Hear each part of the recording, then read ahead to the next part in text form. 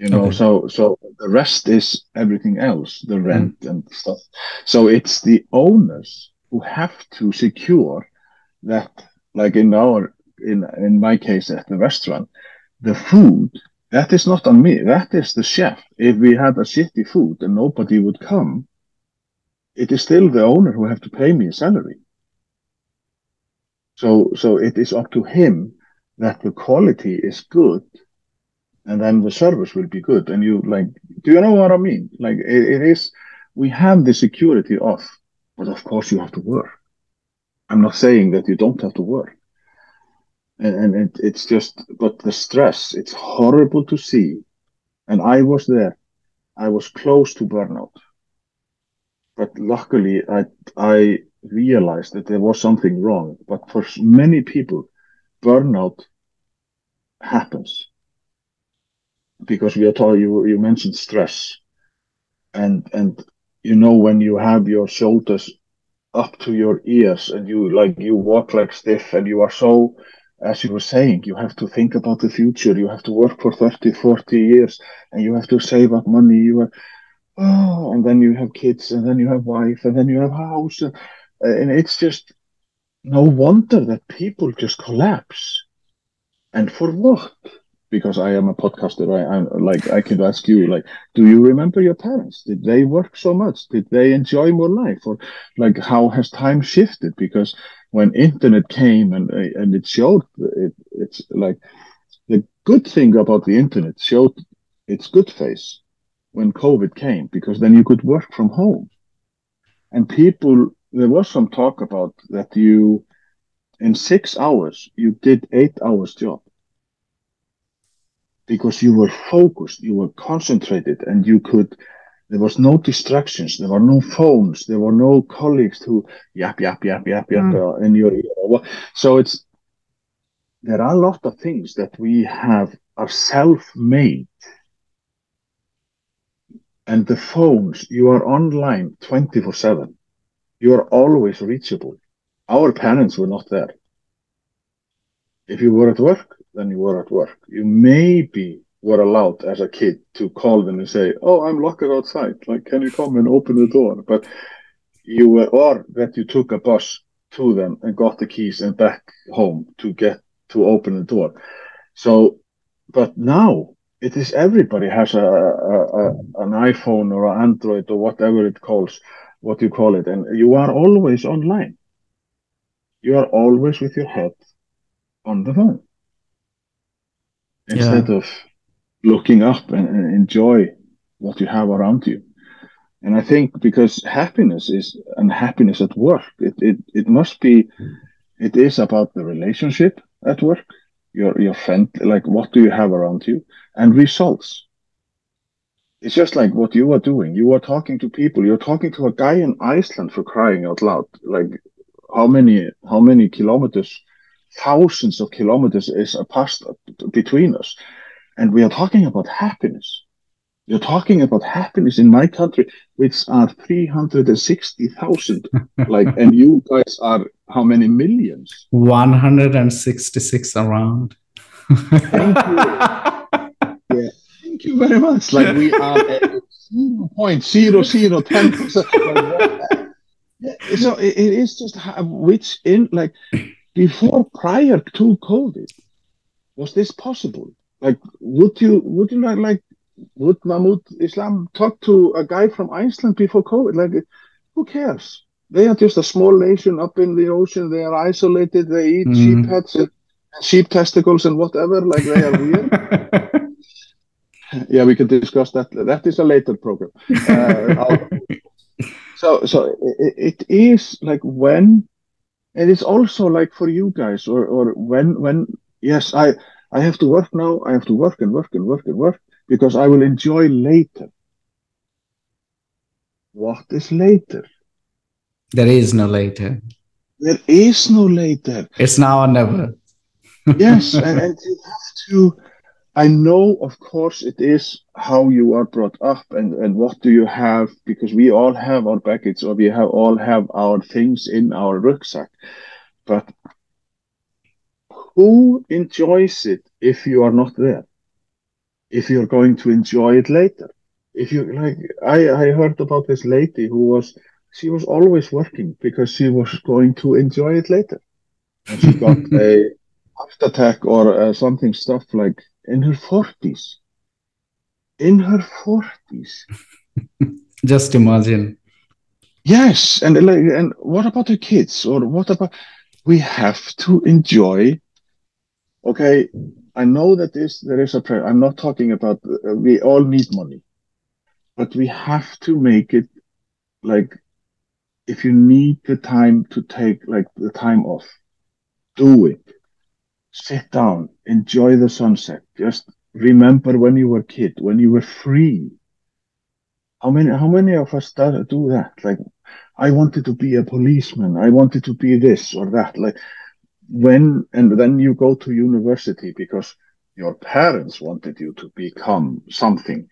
And then 40 years later, and they have passed, and then you say, well, I always wanted to be a pottery thingy, or I wanted to be a painter, because you are always pleasing somebody else.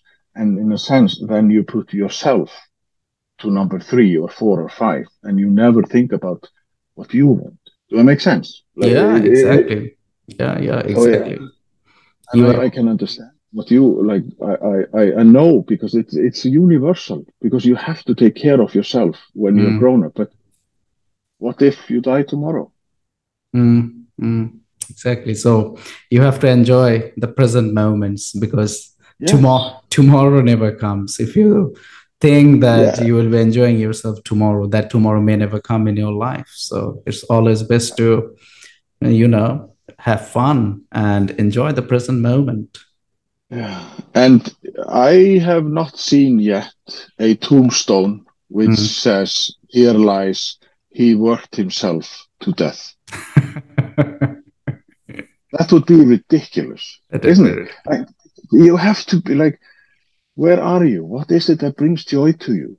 I know you in Bangladesh. I think you love singing and you love to come together. You love dancing. Like, there are so many things that and your culture is just so like, when I see people, something in Italy about it, it's like, oh, they are always so happy. My perception, because you use song and dance and like to celebrate and stuff. So for me, that is. But also when I see companies who are making bad stuff, like the clothing industry, who are like, I find it horrible. But that is a totally another different, because one of the key things in happiness is don't listen to any news. Exactly. They will always distract you, and they will always make you feel like the world is not a good place to be anymore, and there are so many problems, and you can never solve these problems. So I completely understand what you were saying. Well, I remember the days when you only got the news via the papers, and you were just like, oh, okay, and then that was in the trash. But now you are bombarded with stuff, and you get and I can understand the kids today, they are stressed. Why are kids at 10 years old? Why are they stressed? There is this expression in Icelandic. I was talking to an Icelandic sociologist from the University of Iceland recently, and I did my homework, and then I came across the expression "Þetta reddast." Þetta reddast. Yes. And that, so please tell me something about it. And do you think there is a connection between this Icelandic attitude towards life and happiness? I want to know from you. Yes, again, it is, because I think it is what we were talking about earlier, the laissez-faire, like from day to day, and we live in this, like we have volcanoes and we have whatever. And I think Þetta reddast, many people hate it. And that, though, the people who hate Þetta reddast, those two words, that are people who like to have control of everything. Okay, that's an interesting point. But because if you have you are in a situation and there is some trouble, or there is a problem, whatever, and people say, yeah, yeah, yeah, þetta reddast, you know, and you have to have your hand with, yeah, þetta reddast, you know. Then it's like, because it's a problem today, and then you go home, you have your dinner, you maybe watch a film or something, you sleep, and then the day after you're just like, you could do it like this, and then problem solved. So it's more like, why stress yourself in the present with some, when you can, okay, like it will, it is a weird way. Tell me something about the gender equality thing in Iceland. What is the situation of gender equality in Iceland, and why do you guys take it so seriously? I think it has to do with, well, it's always in the eyes of the beholders. Like, we can't be ranked at number 1, 2, 3, but I think we could do more. And it started with when Miss Vigdís Finnbogadóttir, she got elected as president of Iceland. First female who got president. Like, and I think that, and for me, I have twins. I have a boy and a girl. Why should my girl not get the same chances as the boy? Who says that she is anything less worthy than the boy? And I think that we are all humans. Our brains are the same. Okay, we figure out, maybe, as they say, like, we boys, we tend to fight it out, whereas the girls, they think and think and think, and finally they overthink things. It's good that my wife is not here right now. But I think that we have always, from when the ladies, they took the day off in 1974. And or 75, I think, 24th of October. 75, 74, 75. When they just said to the husbands, like, you take care of stuff. My workday is over. I only get paid to this time.